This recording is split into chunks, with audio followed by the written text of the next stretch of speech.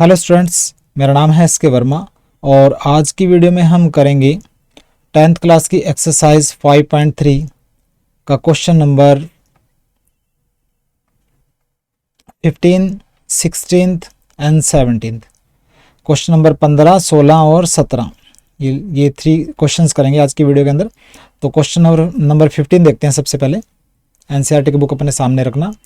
Question number 15, question को सबसे पहले समझना है, मुश्किल नहीं है जितना दे रखा है, केवल स्टेटमेंट ही बड़ी है। क्वेश्चन बिल्कुल ही आसान है। देखिए क्वेश्चन नंबर 15 में क्या दे रखा है। कहता है एक कॉन्ट्रैक्ट है कंस्ट्रक्शन जॉब पे, मतलब कोई बिल्डिंग वगैरह बनानी है, उसका कोई ठेका है।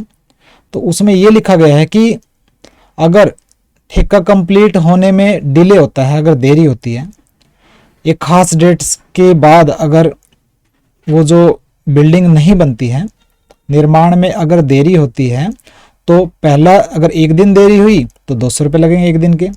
अगर 2 दिन अगर लेट हुए बिल्डिंग बनाने में तो 250 रुपये लगेंगे। 3 दिन अगर लेट हुए तो 300 रुपये लगेंगे। ठीक है, तीसरे दिन फर्स्ट डे 200 रुपये लगेंगे, सेकेंड डे 250 रुपये लगेंगे, थर्ड डे 300 रुपये लगेंगे। ठीक है, इस तरह जो फोर्थ डे 400 रुपये लगेंगे। ऐसे मतलब पीछे वाले दिन से 50 रुपये ज़्यादा लगेंगे। अगर पहले दिन अगर 200 रुपये लग रहे हैं तो उससे नेक्स्ट डे अगर डिले होता है तो 50 रुपये, 200 तो लगेंगे, 50 रुपये और ऐड हो जाएंगे, 250 रुपये लगेंगे। उससे नेक्स्ट डे 300 रुपये जुर्माना लगेगा। ऐसे ठीक है। तो कहता how much money contractor has to pay, कितना पैसा ठेकेदार को पे करना पड़ा पेनल्टी के रूप में, अगर करना पड़ेगा उसको पेनल्टी के रूप में अगर वो 30 दिन के लिए लेट करता है काम को। मतलब 30 दिन तक अगर वो बिल्डिंग बनाने में अगर 30 दिन की देरी करता है तो उसको कितना पैसा जुर्माने के रूप में देना पड़ेगा। देखिए अर्थमेटिक प्रोग्रेशन क्या बन रही है। अगर एक दिन के लिए लेट होते हैं तो 200 रुपये जुर्माना लगता है।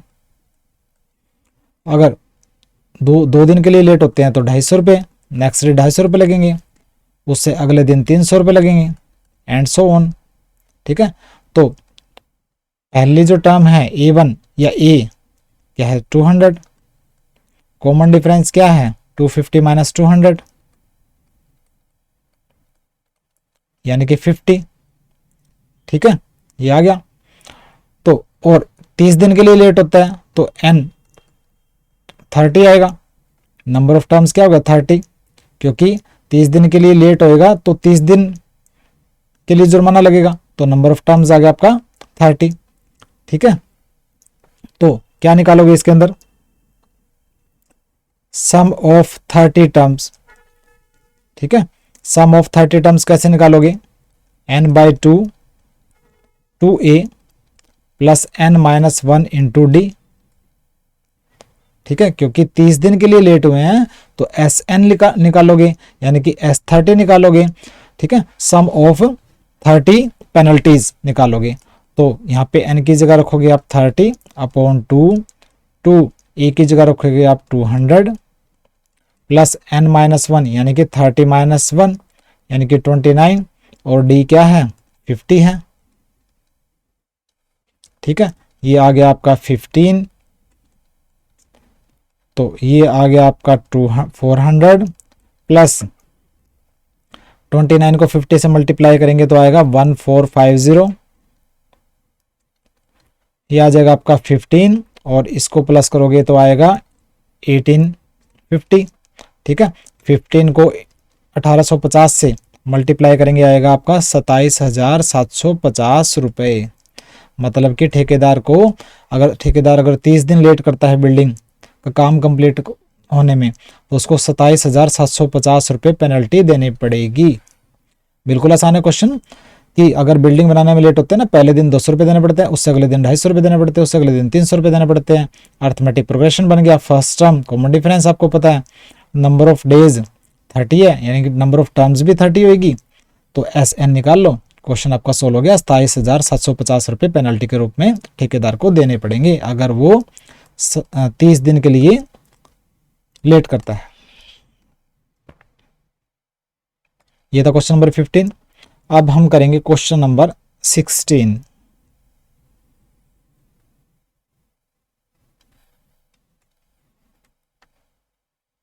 ये भी बिल्कुल आसान है, देखिए।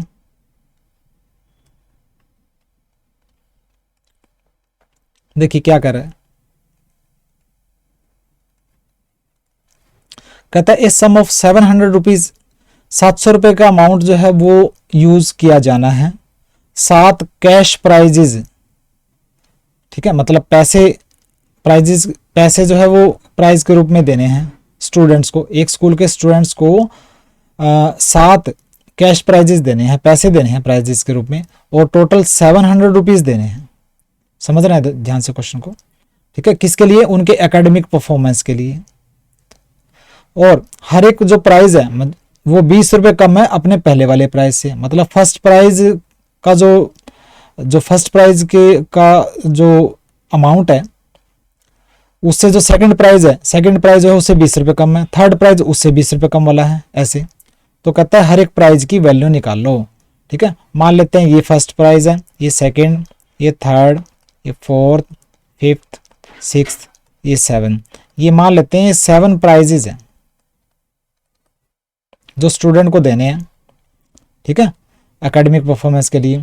तो मान लेते हैं पहला जो प्राइज है उसका कॉस्ट मान लेते हैं, let cost of first prize, जो फर्स्ट जो प्राइज है उसका कॉस्ट मान लेते हैं, वो A1 होएगा, वो मान लेते हैं x रुपीज है, मान लेते हैं ये x रुपीज का प्राइस है। तो ये वाला कितना होगा? इससे 20 रुपीज कम, यानी कि x माइनस 20 का। ठीक है, तो कॉस्ट ऑफ सेकेंड प्राइज क्या होगा? A2 क्या होगा? x minus 20 rupees. And cost of third prize क्या होगा? A3, x माइनस 20 से इस प्राइस से और 20 रुपये माइनस करो, यानी कि x माइनस 40 रुपीज। ठीक है, तो अर्थमेटिक प्रोग्रेशन क्या बन गई? x minus 20, x minus 40 and so on. ठीक है, यहाँ पे आपके पास फर्स्ट टर्म क्या आ गई? a, x आ गया, और कॉमन डिफरेंस क्या आ गया? A2 माइनस A1, यानी कि x minus 20 minus x, minus x से x कैंसिल, यानी कि माइनस के 20। ठीक है, और कितने प्राइजेस है? टोटल 7 है, तो n का नंबर क्या आ गया? 7। ठीक है, और देखिए सम ऑफ 700, मतलब जो 700 रुपीज, सम मतलब अमाउंट 700 रुपये, तो सम ऑफ 7 प्राइजेस क्या है? 700 दे रखा है। ठीक है, और S7 कैसे निकलेगा? n by 2 2a plus n minus 1 into D.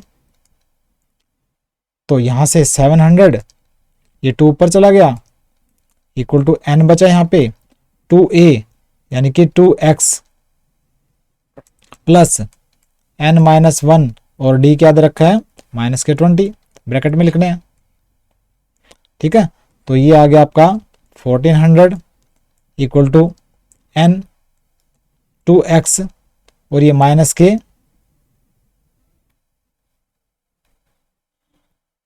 यहाँ पे हमने n रखा नहीं, n रख देते हैं यहाँ पे, n जो है 7 है। ठीक है, प्लस n माइनस 1 यानी कि 6, और ये माइनस के 20।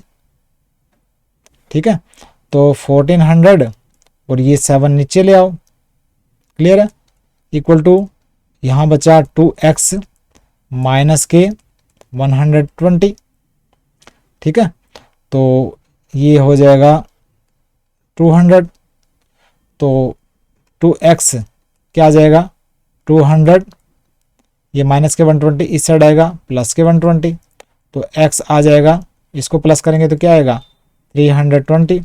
2x इज इक्वल टू 320, और x आ जाएगा 320 अपॉन 2, यानी कि 160। ठीक है, x की वैल्यू आ गई 160, यानी कि जो फर्स्ट प्राइस है वो 160 रुपये का है, उससे अगले वाला प्राइस 20 रुपये कम है, 140 का, फिर 120 का। ठीक है, तो 7 प्राइजेस का कॉस्ट बताना है, तो कॉस्ट ऑफ 7 प्राइजेज, जो 7 जो कैश प्राइजेज दिए हैं कितने कितने रुपए के दिए गए। पहले वाला 160 रुपये का दिया गया, फिर 140 रुपये का, फिर 120 का, फिर 100 का, फिर 80 का, फिर 60 का, फिर 40 का। देखिए 1 2 3 4 5 6 7, ठीक है।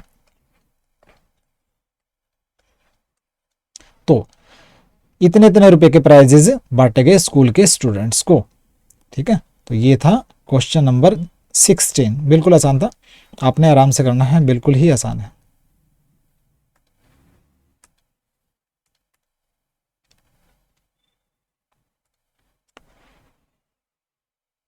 तो क्वेश्चन नंबर 15 कर लिया हमने, 16 कर लिया, अब हम करेंगे क्वेश्चन नंबर 17।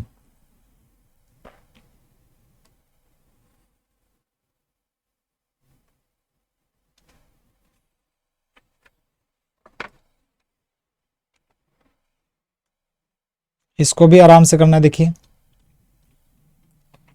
क्वेश्चन नंबर 17 क्या दे रखा है, कहता है कि एक स्कूल में स्टूडेंट्स ने सोचा कि पेड़ लगाए जाएं स्कूल में और चारों ओर, ताकि एयर पोल्यूशन को कम कर ले, ठीक है। और ये डिसाइड किया गया कि कितने पेड़ लगाने हैं, कैसे लगाने हैं। हर एक क्लास के जितने भी सेक्शन हैं, हर एक क्लास का जो हर सेक्शन है वो उतने ही पेड़ लगाएगा जिस क्लास में वो पढ़ रहे हैं।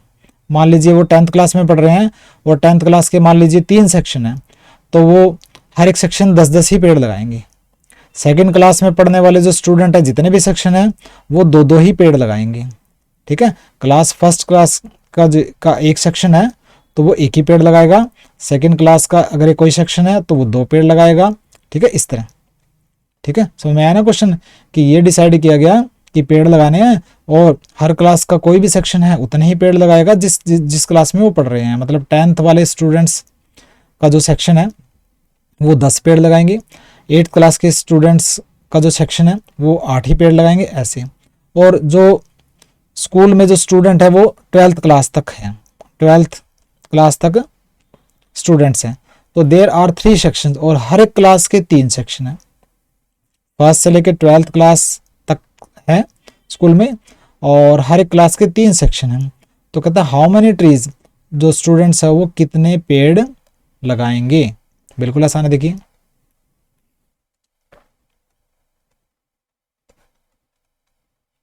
क्या लिखेंगे, देखिए trees planted by students from first to 12th class. First से लेके 12th क्लास तक जो ट्रीज प्लांट किए जाएंगे स्टूडेंट्स के द्वारा, मान लेते हैं हर एक क्लास का एक ही सेक्शन है, तो फर्स्ट क्लास वाले 1 पेड़ लगाएंगे, सेकंड क्लास वाले 2 3 4, ठीक है, 5, और 12th क्लास वाले जो है वो 12 पेड़ लगाएंगे 12th क्लास वाले, ठीक है। तो हमने क्या माना है, हर एक क्लास का एक ही सेक्शन है, तो यहाँ पे अर्थमेटिक प्रोग्रेशन बन गई। अगर हम एक सेक्शन मानते हैं हर एक क्लास का, तो फर्स्ट क्लास वाला एक सेक्शन है मान लेते हैं वो 1 ही पेड़ लगाएगा, सेकंड क्लास वाला एक सेक्शन है वो 2 पेड़ लगाएगा, ठीक है। इस तरह 12th तक हो गए।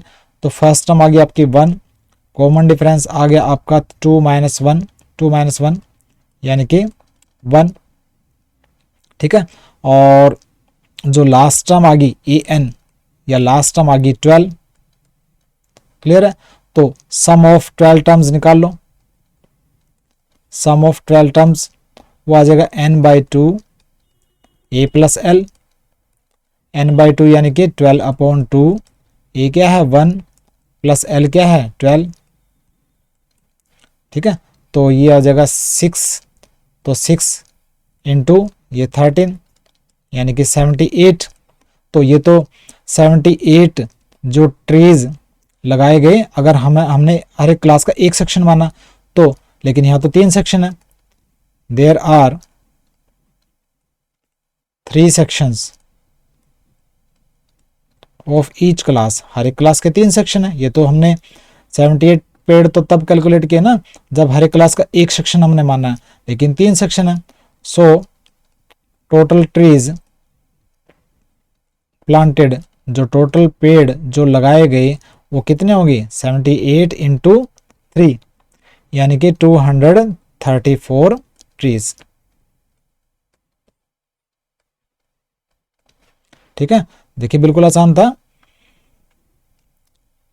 फर्स्ट क्लास से लेके सेकेंड +2 क्लास तक क्या मानना हमने, ये मानना कि एक ही सेक्शन है, तो पहला जो फर्स्ट क्लास का जो एक सेक्शन है वो एक पेड़ लगा रहा है, सेकंड क्लास का जो एक सेक्शन है 2 पेड़ लगा रहा है, थर्ड क्लास का एक सेक्शन 3 पेड़ लगा रहा है, इस तरह लास्ट तक जो है वो 12th क्लास का जो एक सेक्शन है वो 12 पेड़ लगा रहा है।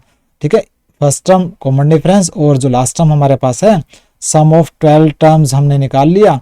ठीक है, हमें ये पता लग गया कि अगर एक क्लास का हम एक सेक्शन मानते हैं तो टोटल पेड़ कितने लगे 78, लेकिन असल में तो हर एक क्लास के 3-3 सेक्शन है, तो 78 को 3 से मल्टीप्लाई कर दो, कितने पेड़ आ जाएंगे 234 ट्रीज।